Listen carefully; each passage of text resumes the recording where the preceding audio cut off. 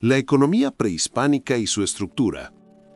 En el corazón de Mesoamérica, una red sofisticada de producción y distribución sustentó ciudades de alta densidad poblacional, donde la prosperidad no fue fruto del azar, sino el resultado de un conocimiento acumulado y una organización meticulosa.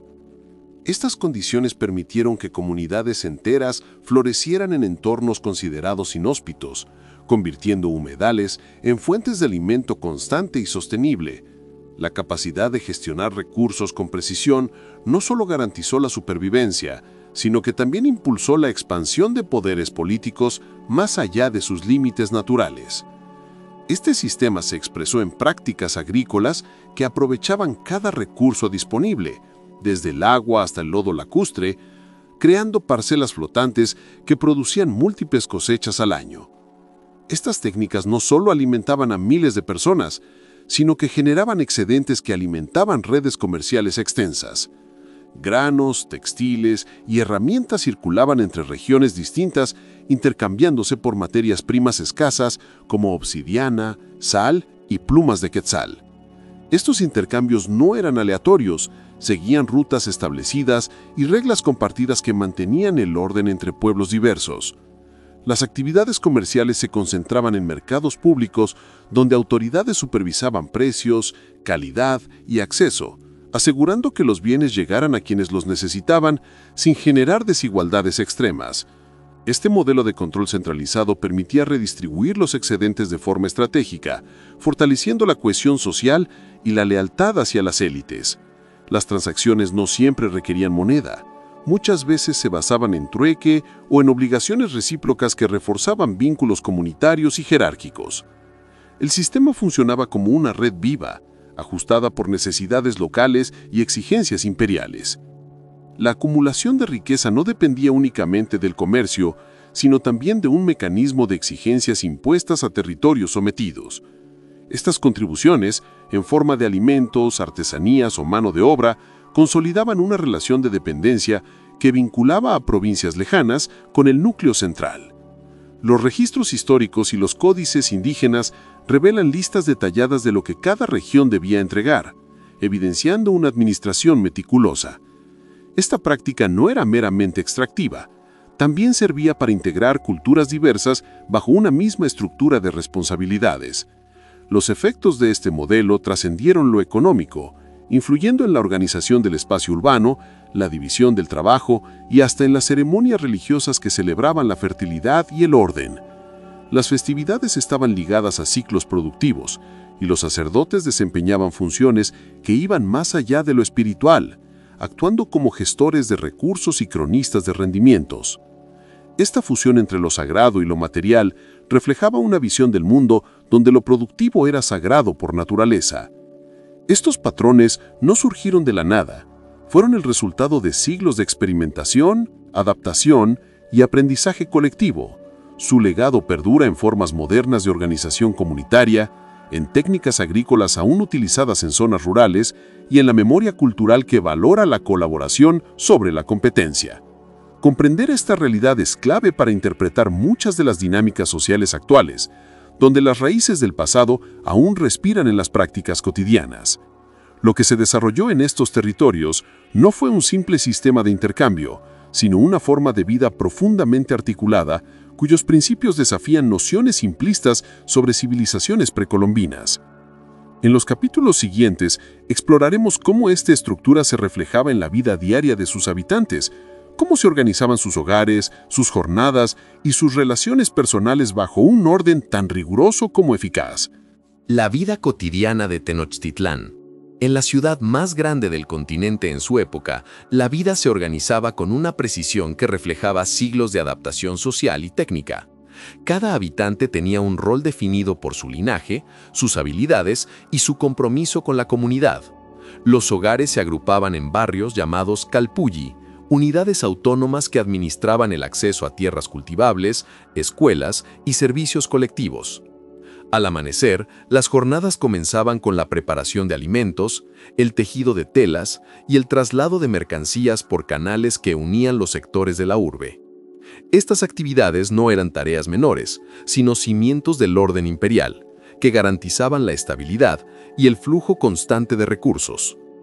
La educación se ajustaba al estatus social, pero era universal en su propósito. Los jóvenes de noble linaje aprendían historia, astronomía y administración en centros dedicados a formar líderes, mientras los hijos de artesanos y campesinos recibían enseñanza en oficios, ética laboral y rituales locales. Las mujeres participaban activamente en la producción textil, la elaboración de alimentos y la gestión de los recursos domésticos. Sus funciones no eran secundarias, sino esenciales para el equilibrio económico.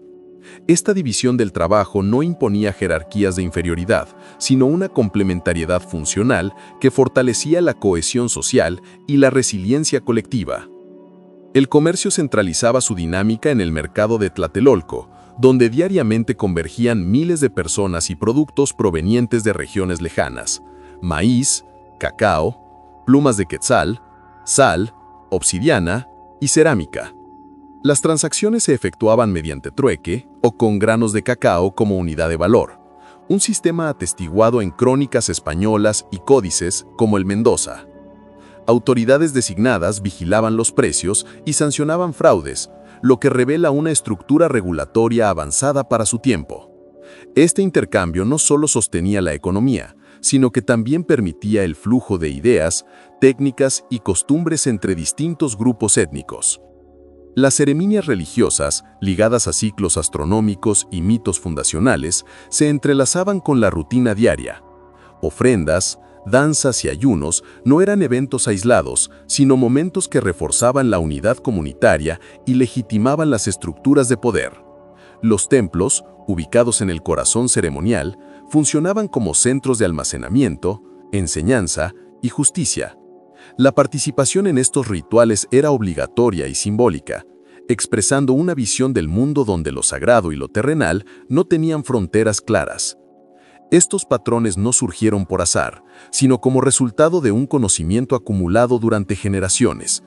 La ingeniería hidráulica que sustentaba los chinampas, la red de caminos que conectaba provincias tributarias, y el sistema de contabilidad gráfica para registrar impuestos demuestran una capacidad organizativa extraordinaria. Este saber se transmitía de padres a hijos, de maestros a discípulos, en un proceso deliberado y continuo. Algunos rasgos de la vida mexicana actual, como la importancia del mercado local, el rol central de la familia extendida, o la fusión entre lo sagrado y lo cotidiano, encuentran sus raíces en esta realidad prehispánica. Aunque los contextos han cambiado, las formas de cooperación, producción y significado compartido conservan ecos de aquella civilización. Comprender estos vínculos no es un acto de nostalgia, sino una herramienta indispensable para interpretar las estructuras sociales contemporáneas. Al examinar este mundo con rigor histórico, se revela que su legado no reside únicamente en ruinas o artefactos, sino en modos de ser que aún operan bajo capas modernas. La próxima etapa de esta narrativa explorará cómo ese orden fue desmantelado, transformado y, en muchos aspectos, reconfigurado tras la llegada de fuerzas externas. La resistencia, la adaptación y la reinvención serán los ejes que guiarán la siguiente narración. Creencias y religiosidad de los aztecas. La vida cotidiana en Tenochtitlán se organizaba en torno a un sistema de ideas que daba sentido al cosmos, a la autoridad y al paso del tiempo. Estas prácticas no eran simples ceremonias, sino estructuras fundamentales que guiaban el trabajo, la guerra y la alimentación. El poder político se legitimaba mediante rituales que vinculaban al gobernante con fuerzas cósmicas, creando una autoridad que trascendía lo humano. Cada movimiento de la ciudad, desde la construcción de templos hasta la distribución de alimentos en los mercados, reflejaba esta conexión entre lo sagrado y lo cotidiano. Esta cosmovisión se sostenía en un calendario complejo que integraba ciclos solares y lunares, orientando las actividades agrícolas, militares y comunitarias. Cada periodo del año tenía su propia ceremonia, con ofrendas específicas, danzas y recitaciones que reafirmaban el orden del universo. Los estudios etnohistóricos demuestran que estas prácticas no eran opcionales, sino obligatorias para todos los estratos sociales, desde los nobles hasta los artesanos. Su repetición constante no solo fortalecía la cohesión social, sino que también reforzaba la creencia en un mundo en constante renovación. El sacrificio, frecuentemente mal entendido, era visto como un intercambio necesario entre los seres humanos y las entidades divinas. No se trataba de violencia arbitraria, sino de una práctica basada en la convicción de que la supervivencia del mundo dependía de nutrir a los dioses. Las fuentes documentales indican que estas acciones estaban reguladas por normas estrictas, con fechas precisas y participantes designados según su jerarquía. La sangre y el corazón ofrecidos no simbolizaban dominio, sino reciprocidad. El ser humano devolvía lo recibido para asegurar el renacimiento del sol y la fertilidad de la tierra. Esta dinámica no desapareció tras la llegada de los españoles, se transformó. Muchos elementos de la antigua cosmovisión se integraron silenciosamente a las nuevas prácticas cristianas, generando sincretismos que persisten hasta hoy. El Día de Muertos no es una simple mezcla de tradiciones, sino una continuación viva de antiguas concepciones sobre la muerte como transición, no como fin. Investigaciones recientes en comunidades rurales muestran que aún se mantienen ofrendas, cantos y rituales cuyas raíces se remontan a antes de la colonización, adaptados pero nunca eliminados. La persistencia de estos patrones revela que la identidad mexicana no surgió únicamente de un choque cultural, sino de una reconfiguración profunda que conservó núcleos esenciales del pensamiento original. Lo que parecía una pérdida fue en realidad una reinvención. Los símbolos cambiaron de forma, pero no de función. Este fenómeno explica por qué ciertas actitudes ante la muerte, la naturaleza o la autoridad siguen siendo distintivas en México, incluso en contextos urbanos modernos. La memoria colectiva no depende siempre de monumentos o textos, sino de hábitos cotidianos que resisten el olvido. Comprender esta continuidad permite ver más allá de las narrativas simplificadas que reducen la historia indígena a un pasado extinto. En lugar de eso, se reconoce una cultura viva que ha sabido adaptar sus fundamentos sin perder su esencia. Las prácticas contemporáneas en Oaxaca, Michoacán o Chiapas no son meros restos arqueológicos, sino manifestaciones activas de una forma de entender el mundo que ha sobrevivido 5 siglos de cambios radicales. Este legado no es un mero detalle histórico, es parte integral del tejido social actual. Así, lo que comenzó como un sistema de creencias en el centro del imperio, se convirtió en un hilo invisible que une a millones de mexicanos hoy. Su influencia no se limita a festivales o arte popular, permea las relaciones familiares, las formas de pedir ayuda e incluso las maneras de enfrentar la adversidad. Esta realidad invita a repensar la noción de modernidad como ruptura total y a considerarla más bien como una capa adicional sobre una base profunda y resistente. La llegada de Hernán Cortés.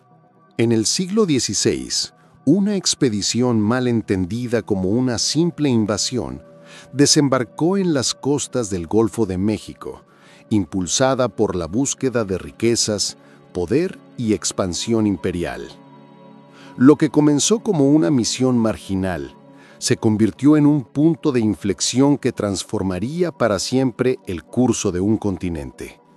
Sus protagonistas no llegaron como visitantes, sino como agentes de un proyecto colonial que buscaba imponer nuevas relaciones de dominio en el mundo desconocido.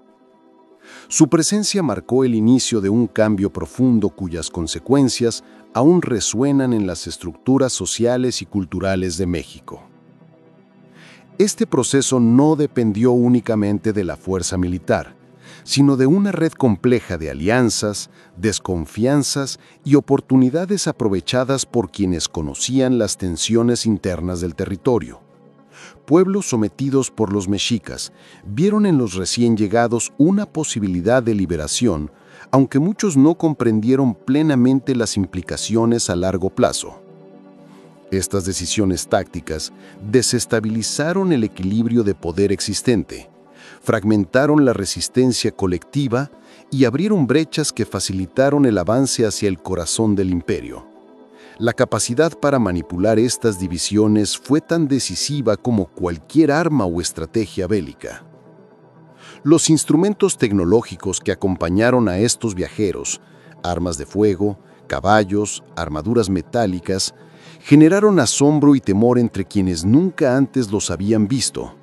Sin embargo, su impacto real no radicó solo en su novedad, sino en cómo se integraron a prácticas de guerra ya establecidas y en cómo fueron interpretadas por las comunidades locales como signos de poder sobrenatural o divino. Esta percepción influyó profundamente en las decisiones estratégicas, llevando a algunos líderes a dudar de su capacidad para resistir.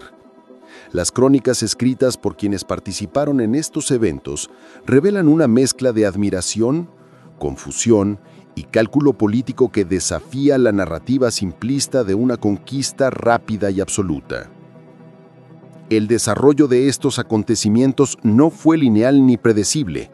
Se desplegó en etapas interrumpidas por negociaciones, traiciones repentinas y cambios de lealtad.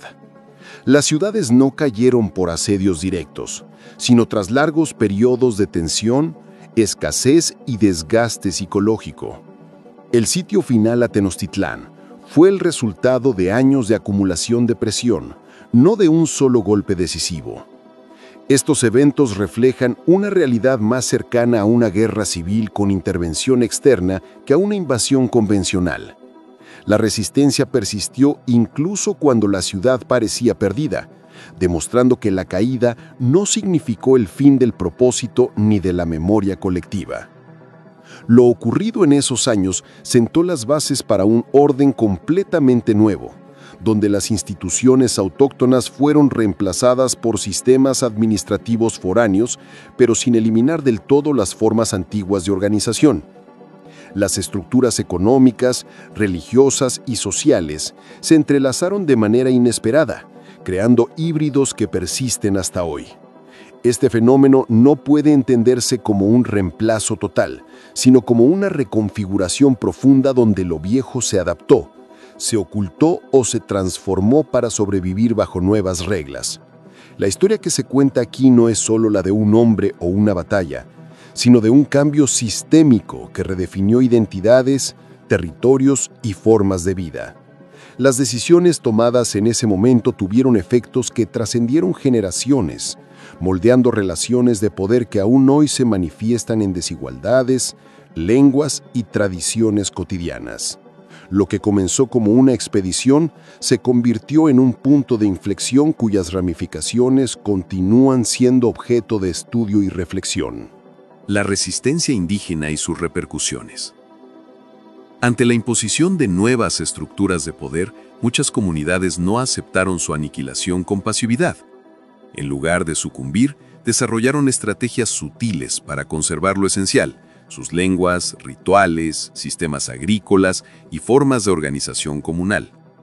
Estas prácticas no siempre eran visibles para los colonizadores, pero su persistencia fue clave para evitar la pérdida total de los saberes ancestrales. En regiones como la Sierra Norte de Puebla o los Altos de Chiapas, las comunidades mantuvieron sus sistemas de gobierno local bajo la apariencia de instituciones españolas, creando espacios donde la autoridad indígena operaba con cierta autonomía.